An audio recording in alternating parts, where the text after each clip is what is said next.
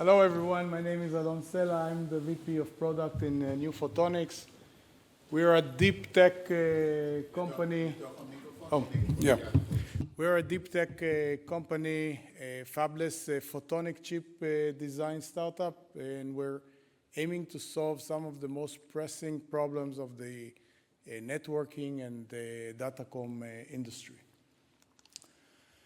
You probably know that even a single Google search takes quite a nice amount of power, 100 watt, like a household light bulb. But if you look at an AI search, and it took me 4 seconds to get to AI, but still this is important. An AI search, an AI session takes a significantly much more power. And this is one of the biggest challenges of data centers today, the amount of power. It's not necessarily the amount of compute, because that can be duplicated and tripled. But the amount of power that these data centers take is a significant challenge. Just to give you an idea, in each data center, there are many racks like this. This is the NVIDIA NVL72. One rack like this takes 120 kilowatts of power. This is my household in a typical summer day with all air conditioning working is about 40 kilowatts for the entire day. This is 120 every second. So you can multiply that by hundreds and thousands of units like this in a data center, and you can imagine the amount of problem they're facing. The datacom industry is split into different categories and reaches.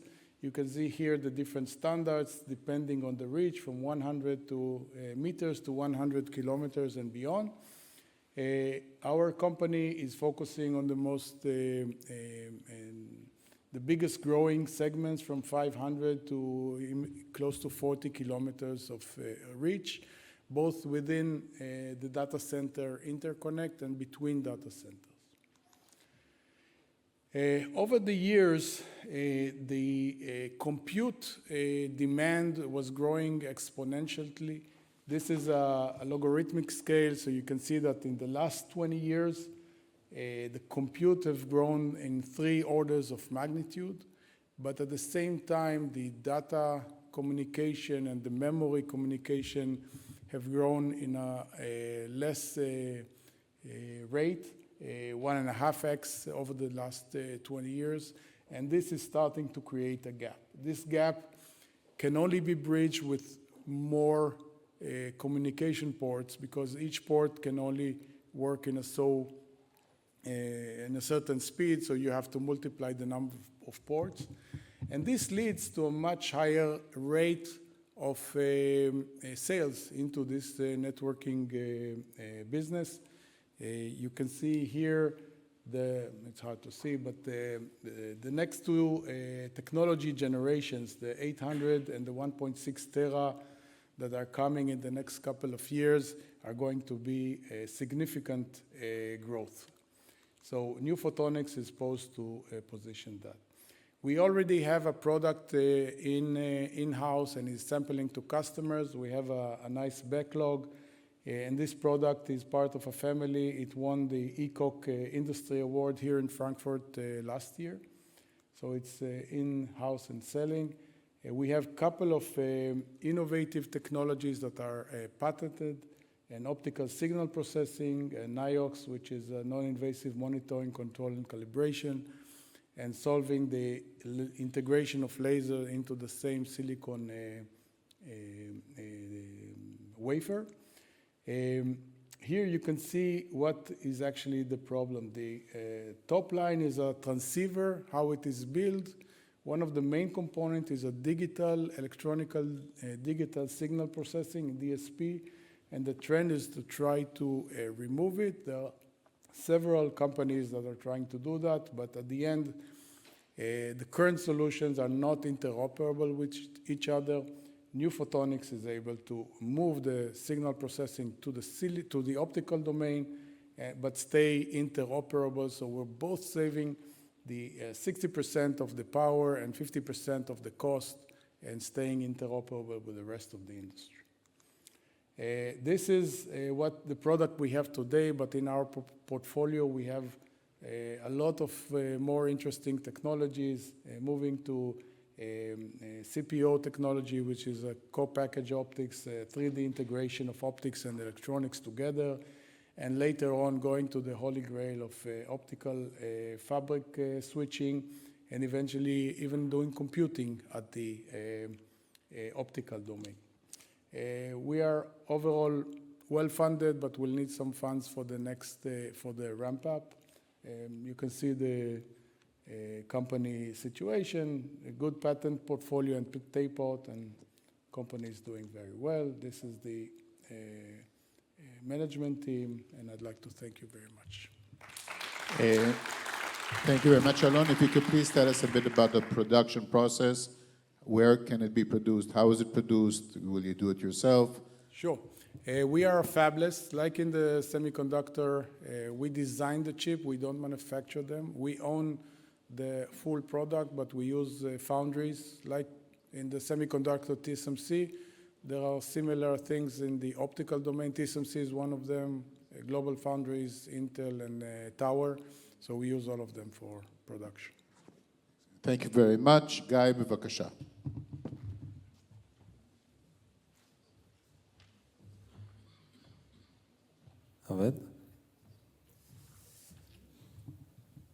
Okay. Hi, good afternoon, everyone. I want you to imagine a world where you pick up a part that looks and feels like metal, but weighs just half the weight. And what if these parts could actually be used in everything that drives, moves, flies, and thus save a lot of energy, be more sustainable, and more green for our future? So, hi, I'm Guy from Polymetal. Today I'll explain exactly what we do and how we do it. So our solution is answering a specific challenge in which we see today that companies have a very hard time developing and manufacturing new products that meet the complex requirements of the industry. Germany is a very industrial country, and we all know about that. So we take the worlds of polymers and metals and combine them together into one magnificent part that enables a lighter weight solution, which is taking into account all the advantages of polymers. It can do vibration and shock damping, heat insulation, and also assembly integration if we're using additive manufacturing. From the metal world, we take the electrical and thermal conductivity of the metal, which cannot be accessed through traditional composites if you want to replace metals. And also prevention of moisture penetration and higher strength given by the metal parts. And all these together provide these types of parts, which are lightweight, more sustainable, and can really replace and become an alternative for metallic components in everyday systems that we know. Okay, why is it going back? Okay. So the value proposition is that first and foremost, we're able to reduce the weight by about 60% versus traditional, even lightweight metals, such as aluminum. We're doing all the metallic features of aluminum, meaning it's conductive, electrically conductive, thermally conductive. It can be an EMI shielding case for everyday power electronics. It's also more sustainable. So eventually we're able to showcase that we're saving about 50% of the carbon footprint versus the traditional metallic parts because we're using bio-based, carbon-free materials, but also the entire production process is a very low energy production process, meaning that we're not utilizing as much energy as needed to manufacture metals. In addition to that, we're able to utilize advanced technologies in Industry 4.0 like 3D printing to be able to do a very fast time reduction and design freedom for complex geometries. And also, we're able to save costs significantly, mainly due to the materials and processing of the parts that we're doing. The applications are very vast, so it's very hard to really find what is the killer applications, but what we've seen is that power electronics today, which are stored in EMI shielding cases, are the #1 product that we're selling today, both in Israel and around the world. So they're more sustainable, lighter weight, and provide a cost reduction opportunity for big companies. We're doing that with various sectors, specifically automotive, aerospace defense, and semiconductors industry. So you can see some of the names, again, it's just a fraction of them. So we're working here, for example, Schaeffler, Continental, ASML's big manufacturing company for the semiconductors, also Thales Alenia, Porsche, and many others. You can see, for example, we do waveguides for 5G and antennas, and also some types of oil tanks. You can, of course, come and see. I've brought some samples in the other hall if you'd like to see and feel, which is the #1 selling product for us. Just to give you an understanding of what it means to do a sustainability impact with our products. So first and foremost, you can see we're reducing the carbon footprint, but out to 60%. On average, we say about 50% versus traditional aluminums. And also, if we're looking at weight reduction, also a significant weight reduction of between 50 to 60% of weight reduction. If we're looking at automotive market, which could be very big numbers, the numbers add up and become very, very big, and are able to save significantly both weight and carbon footprint of everything that moves, drives, flies. This is the management team. You can see everyone's coming from different backgrounds, from the CEO, Ran Carmeli, and we also have part of our investors here, Dive Digital, which will be speaking up shortly. We have experience from material engineering, from chemical engineering, also mechanical engineering. So we put together all of these because we understand it's not just the technology. It's the product, it's the need, and what we're able to make out of this technology that can really change the world. Because otherwise, it's just a nice technology that no one's going to buy. So what we're looking for, currently we're doing an investment round, Series A, about $8 to $10 million US, mainly for expanding both capacity and sales and marketing activities. Outside of Israel, we're already selling around $4 million of revenue a year. So we're looking to expand that, of course, outside of Israel, which costs more, being located in Israel. And looking for also investments and collaboration with strategic companies in our domain. As I said, automotive, aerospace, defense, these are the big ones. Semiconductors, we have already serial production projects outside of Israel. So we're looking at that growing very nicely. Up to date, we've just finalized about $7.5 million from dilutive funding, but we have also a lot of non-dilutive funding coming from Israel Innovation Authority, Horizon Europe, which really believe in the technology and what it can do and change the world. So thank you, and you're more than welcome to come and see some of our products. They're at the booth at the other hall, so thank you very much. Thank you very much, Guy. Quick question. One question, you have a follow-up question. Yeah. When we look, for example, at a car, how much of the components of the car can you replace with your materials? So there are a lot of product groups in the car that we're able to change. Of course, we're not doing all the structural heavy-duty parts, which are pretty much the very heavy ones. But there are a lot of parts, even in very, let's say, tight areas. And for example, as I've showcased, EMI shielding cases, our electronic vehicles are becoming with more and more electronics inside, meaning they need more of these cases in different areas. We do battery enclosures for EVs, which protect against flames, right? We all seen the Teslas around on the side of the road, and that happens, but somehow that needs to be protected, so we're also doing some of these components. I don't have a fixed number because it's really dependent on the car and the amount of parts that are in it, but it could be up to 10%, I think, of the car's weight can be reduced by using our parts. Excellent. Thank you very much. Tal, bevakasha.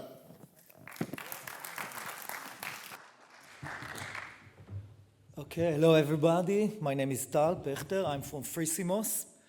I'm going to speak about cables. Cables are everywhere. We are surrounded by cables. Look around you, you see tons of cables, but here is a crazy fact. Most of the cables that you know are manufactured or assembled by hands. It's a huge market, $200 billion a year. If you don't believe me, look at your bag. We are full with USB-C, fiber optics. If you go a little bit around HDMI, everything is cables. And this is the backbone of everything. And everybody that spoke before of me, ahead of me, they spoke about cables in different way. Okay, data centers, AI, what is AI? From my point of view, cables, many cables, more cables. You speak about your phones, everybody watch your phones, and what happened?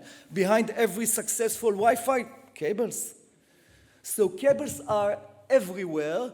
You are going to see what the data that we are sending. You are plugging your phone to a USB-C cables. Where did you bought it? Okay, so cables are everywhere. They are very, very tough to build because this is the best of technology that we have today. 2 billion years, sorry, 50 million years of evolution in order to get those production lines. We replace it because the problem with human labor, that nobody wants to assemble cables. If nobody wants to pick orange, let's say to assemble cables, you need skills. You cannot have a colorblind people, most of the men, you need a very, very sophisticated machines that will put everything on place. If something is not in place, it's not works. So cables are important. They are the engine of the economy. And the quality of them, when you do it manually, it's not as good as you can imagine. Increasing cost, everybody wants to be paid more, so it's very hard to find workers. The supply chain. So you can learn everything about cables and economy. And this is the machine. We didn't brought it here, of course, but if you want to see videos and comparison to humans, you are mostly invited to meet me later on. Another thing that I need to say, we have a lot of patents. The European Union invested on us. They thought that this is critical. I want to say something about Israel and Germany. We have a daughter company here, actually located in Frankfurt. We are working with all the sleepy giant, and we are working with from Phoenix Contact to Moore to all the rest. There is some global phenomena that we see here. Everybody wants to return back the production here, because everybody understands that if you let your assets, that knowledge of how to make something, you are bringing more competition. And therefore, keeping the production, push the limit of the technology. I will say what is pushing the limit of technology. Today, in USB 2 that you remember, there was only 4 wires. You go to the USB-C, you want to have a nice data streaming. It's 16 wires going to these small connectors. It's not for humans to assemble it. In Germany, what we feel here in this country, tons of opportunities. Many companies are assemble it. Many companies, big companies, are looking how to bring it back from foreign places where it's a labor-intensive industry. They are looking for ways to automate it. And I need to say something about the economy of cables, okay? If you take a simple cable without the connectors, it costs something like less than €1. You put connectors that cost, I don't know, a few cents, you can get a product that costs 5 to 10 euros. So the most important part in cables is the assembly. And therefore, automate it, do it right. This is exactly what the industry looks for. There is a lot, I don't know if it's part of the agenda, but I have 55 seconds. There is a lot of ways collaboration between Mittelstand, families or families, companies, and Israeli startups. A lot of background that we are sharing, therefore we are finding this market very attractive. I need to say something about, we are looking to raise funds. We got last week a program with the Israeli Innovation Authorities of 10 million euros to go also to fiber cables, and we are really look for partners here, investors or other people that can help us to grow. Tal, thank you very much. Very interesting. Just tell us a bit more about the product. You provide the service, the hardware. What is your product? Yes. So I need to say 2 things about the product and the business model. We are building a modular lines. This gives us the flexibility to serve many aspects of the market and also reduce our risk and cost when we come to a project. Average project is around 1 to 2 million euros. We're selling as an equipment in sometimes, but the next step of us is go to production as a service. Production as a service, instead of paying people's salary, pay the robot salary. Okay, this is the model, and this is where we go. Wonderful. Thank you. Thank you. Justus, please.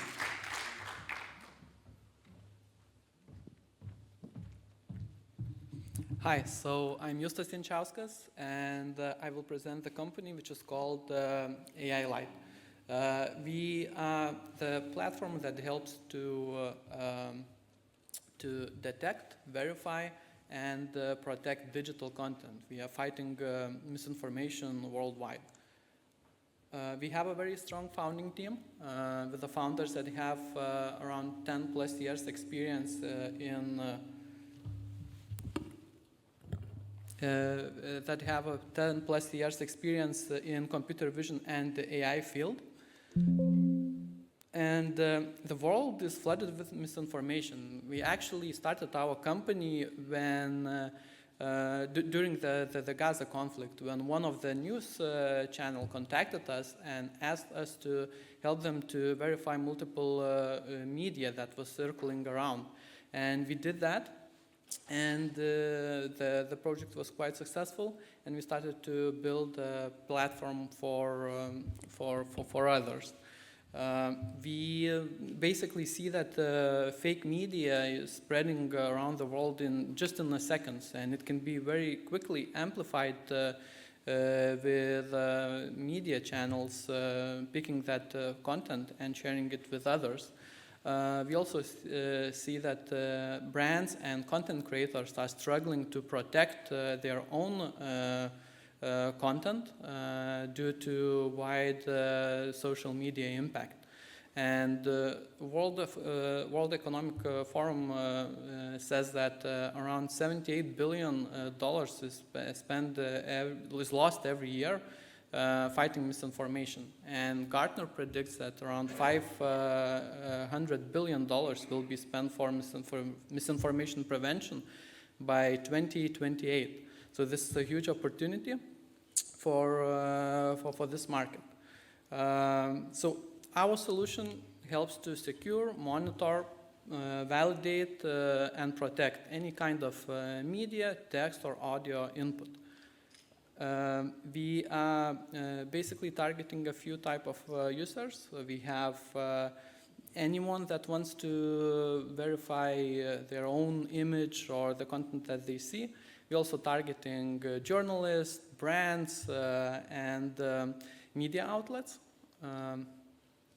And a few key features of our platform. So first of all, we can identify if the content was generated with AI. We can even tell the source, the tool that was used to do that. We also have a similar content feed, so customers can see where the same or similar content was published before, and they can backtrack the source of the content. We also help in this way for the brands and content creators to track their own content.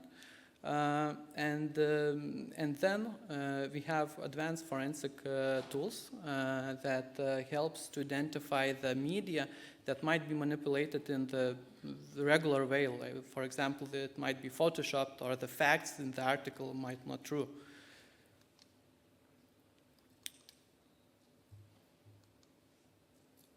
So we have a few pricing points, and we are targeting from small to large customers. Our basic plan starts from $4.90. Our acquisition cost per lead is around $0.4 at the moment.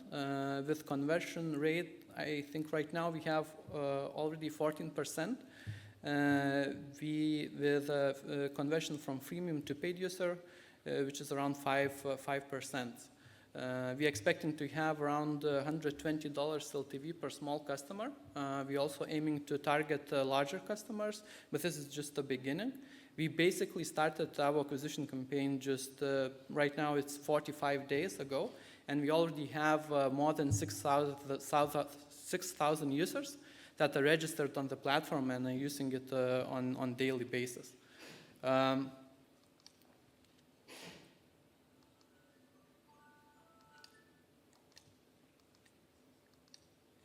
Can skip that. Looking from the competition side, we are the only one platform that can verify and work with any kind of input, and we provide the results in the real time. Right now, we are raising $3 million with expected runway for 18 months, and we are expecting to reach the break-even point at the month 16. So thank you, and if you will have any questions, let's talk later. Wonderful. Thank you very much. I have one question. Can you share with us the UI?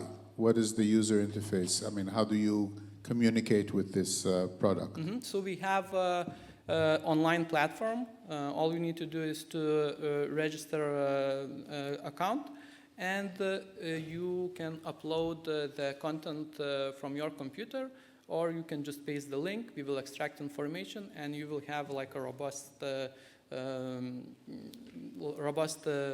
system where you can see how and where that content was used and if it was manipulated or not. Mobile as well?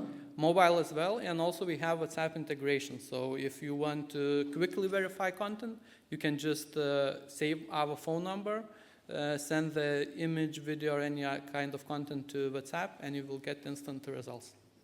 Fantastic. Teddy, bevakasha, last presentation in this session. Once Teddy finishes, please stay on stage for a second. Hi, my name is Teddy Golan. I'm the CEO of SoulChip. Thank you for this opportunity. The world is undergoing a digital transition era. Basically, trillions of devices that are not connected to the cloud are in the process of being connected. The industry is called in the Internet of Things. The main limitation for mass deployment of such solutions is the availability of power and communication. The mere fact is that you don't have an electricity socket nearby each device, and then the typical solution would be using batteries. Batteries are drained, and the mere fact you need to replace large volumes of batteries is a key problem in mass deployment of IoT devices. This is where we come in. Our technology is around, first of all, harvesting light. And I'm talking about small panels, 1 centimeter to 1 centimeter in size, that can work in very challenging light conditions. We don't need direct sunlight. We can work with artificial light. We can work in the shade. We can even work with changing light conditions. This is on the one end. On the other end, we are able to manage standard batteries in such a way that they do not drain. And the typical problem would be that when you require power, large power peaks from a battery, it will completely drain. We have electricity around basically managing the distribution of power from standard batteries. The applicability of an everlasting battery solution is huge. Basically, there are hundreds of thousands of use cases of IoT support. I'm presenting here a major solution that we are now introducing to the market, and this is basically digitalizing the operation of hot water radiators. There are over 1 billion radiators in the world. They are all manually controlled. The typical use case would be that the valve is open at the start of the season, it's closed at the end of the season. The radiator would work 24/7 for months, and when it gets too hot, one would open a window. There are huge energy losses in this industry. The market, the industry figures call for like 40 euros of energy loss from each radiator in each season. We basically digitalize this operation with an install and forget device. So we solve the issue of large-scale device implementation. These devices do not need battery replacement, so property holders that have portfolios of thousands and hundreds of thousands of units are basically looking for such kind of a solution.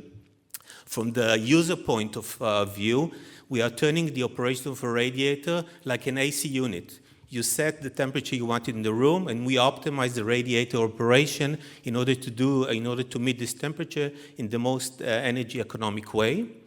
And in doing so, this is a typical digitalization solution we optimize, and we optimize on a large-scale basis.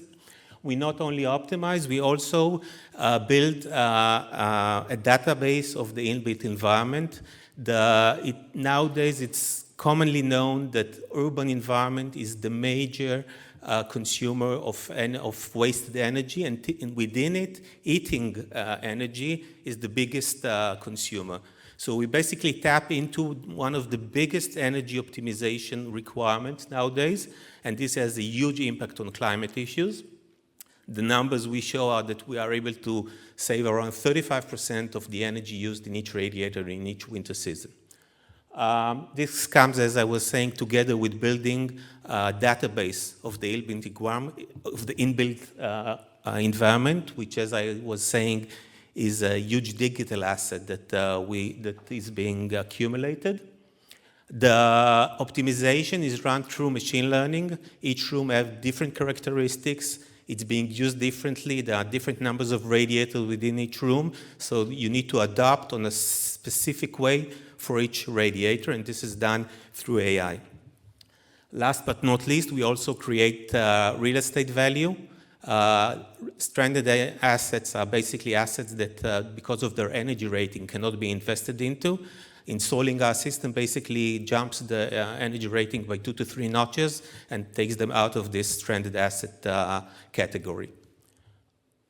Our strategic partner in developing this solution is Aroundtown. This is a major German and European real estate player. We developed the solution through 2 consecutive winters of testing in Aroundtown's properties. Following this development, Aroundtown has already ordered from us hundreds of thousands of units and is now negotiating a much bigger scale transaction. The business model calls for selling the hardware and managing it on a long-term SaaS base. And the business strategy basically calls for engaging portfolio holders. So through a small number of players, of real estate players, we tap into a huge volume of mass distribution of units and recurring SaaS revenues. Thank you. Teddy, thank you very much. A quick question before Dov would like to say a few words. First of all, is your customer only property, real estate, or can you see it developing into other fields? And the second question is the cost of the chip and the ROI on each chip. Okay. So as I was saying, the applicability is enormous. There are hundreds of thousands of use cases. We are starting with the low-hanging fruit, basically. We have a product market fit into a huge market. We have, through our shareholders, a very good market access into European markets. So for us, this was an educated choice to go there, but we are certainly looking at other categories. What is the next category you're looking at? We have defense applications, we have smart applications, we have logistic applications. It's never-ending, basically. So for us, the challenge is scaling up quickly. This is why we have an open round to financing the quick scale-up. In terms of the ROI, we are not selling the chip. We are selling a system. We are selling a solution. We sell the hardware in such a case that the ROI for the client is less than 1 winter period, and then we enjoy long-lasting, very profitable SaaS earnings.